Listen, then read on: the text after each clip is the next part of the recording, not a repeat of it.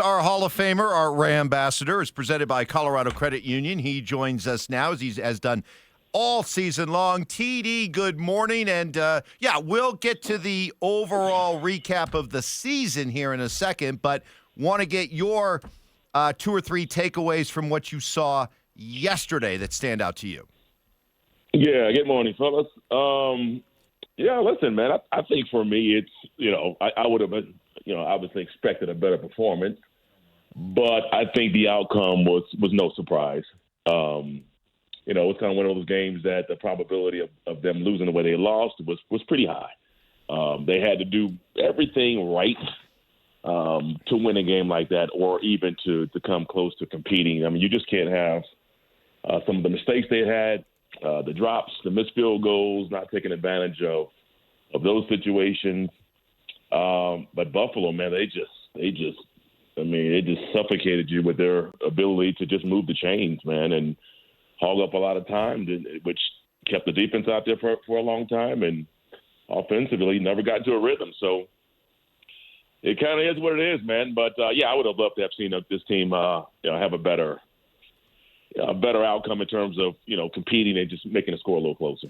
TD, the running back room again. It's just I think if there was any game that we look at and say, hey, okay, we need to address this in the offseason. To me, it's priority number one. It is, because you look around the NFL and people can talk about, the downfall of the running back, and it doesn't matter. It's not as important as it used to be. Oh, my gosh. You look up, you see Josh Jacobs, Saquon Barkley, Derrick Henry, and the impact, Aaron Jones, the impact of the running back on these football teams, especially with young quarterbacks. And I'm saying, hey, we need a complete overhaul. I mean, a complete tear-down, redo here of our running back room, and that's got to be priority 1 and 2 this offseason.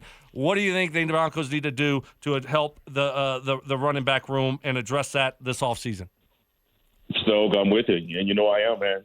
It's not good enough. It's just not good enough to see the guys on the field who are wearing our jersey and just not performing. And, you look at, like Joe Mixon, and you look across the board with all these teams in the playoffs, and they've got guys, man. They've got guys that it's just obvious when they get the ball, they're allowed, and they're doing much more with it. They're moving the chain, they're breaking tackles, they're being special when they get the ball, and we just don't have those guys on this team and on this roster. So you got to certainly take a look at that this offseason.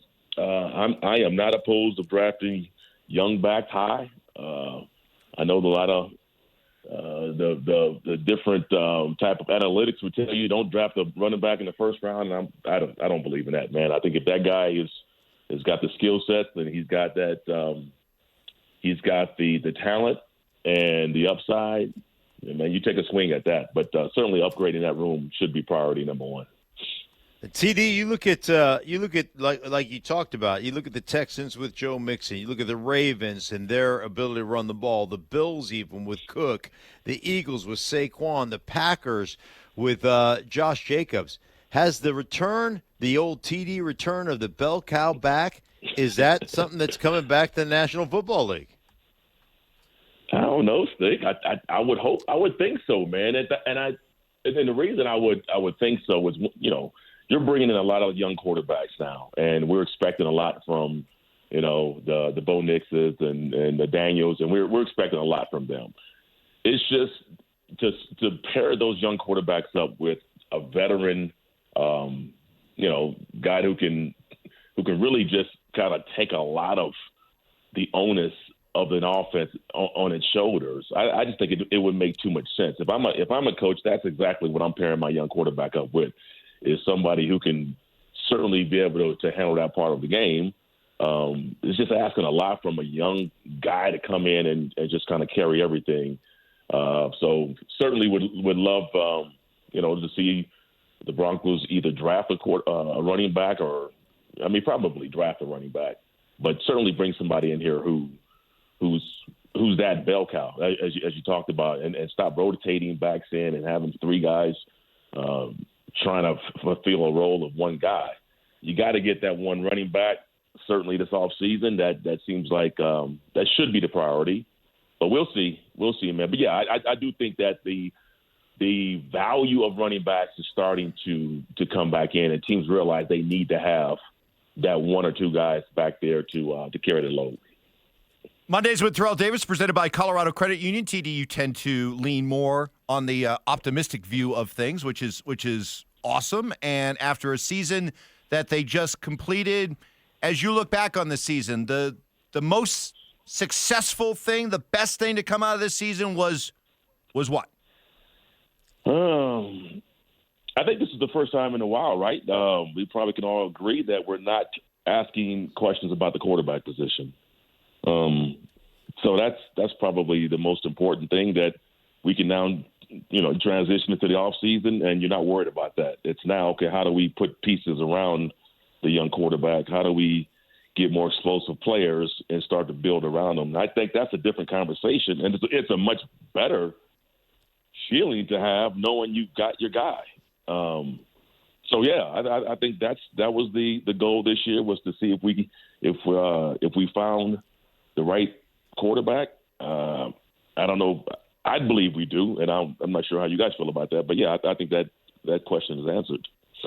TD, priorities. If you take running back out of it, priorities this offseason, moving forward. When you look at the roster, the coaching staff, what do you think the Broncos need to address to take that next step next year?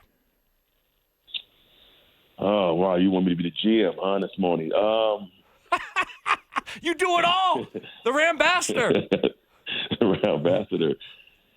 I would guess, man, I don't know, just kind of off the top of my head, obviously I haven't just poured over this stuff, but, more weapons, man, more receiver, I would say, probably tight end. I keep, and maybe more specific as a receiver, just kind of a little, I always envision like a little jitterbug receiver, a guy that is kind of your security blanket, kind of find him when you're in, 3rd and 5s and 6, guy you can throw at the chains or throw short of the marker. He can get you that, 4 or 5 yards. You're talking about the little short white receiver, right? We got to find one of those guys. Yes. I didn't throw this. Yeah, I guess you can throw White in there too. Yes. Yeah, one of those little guys. Yes. Yes. We need one of those, man. We need a Lad McConkey. Yes. Give us a McConkey. Brandon Stokley. Oh. Yes. Yeah, that is. We need a clone Stoke. We need another Stoke. Hey, what do you think overall the job that the job that Sean Payton has done, and one of the things he always talks about and guys always talk about is coming in and changing the culture. What do you think about where the Broncos sit right now in the job that Sean Payton has done? Yeah, I think he's done a fantastic job, man. I really do. I think we're looking at this team where we are now. We just obviously was in the playoffs, and I don't know if we felt the same way last year after the season had ended. We thought that the turnaround would happen this quickly, and he's managed to be able to, with a lot of naysayers and project, and all the prognosticators saying what this team was going to look like, to be able to get 10 wins and make it to the postseason, man, that's huge, and really didn't bat an eye. And he's shown confidence that he's not worried about what people think about him and his team. He knows what he has. He knows how good he is. He's showing us the Sean Payton that they hired him to be, and that's certainly starting to show, man. So I think he's done a phenomenal job, and I'm really happy and excited about the future once this team gets going and he really starts to dial in and bring in some more personnel. To really, fill the holes that this team has, and to see what that team looks like. So, yeah, I think we're certainly on the right path with Sean, and he's done a really good job. TD, you have been awesome this year. 2 years now running with you for these Monday mornings. They've been great. Love the perspective. Love the insight. Love the optimism. Can't thank you enough for all you do for us. Man, it's sad to say goodbye to you guys, man. I was hoping for another week. I really was. But, hey, you guys take it easy. I'll be listening. Happy New Year to you. God bless you, man. And I'll see you gentlemen next year. And Stoke, we got to play. We got to hit the stink. You don't play, but Stoke, you got to go out there and swing. Yeah, we will, buddy. We will. Start saving up. I'm coming for it. All right. All right, gentlemen. There he goes, Terrell Davis. Go Rams, baby. Go Rams, the Rambassador. The Rambassador. Mondays with TD, presented by Colorado.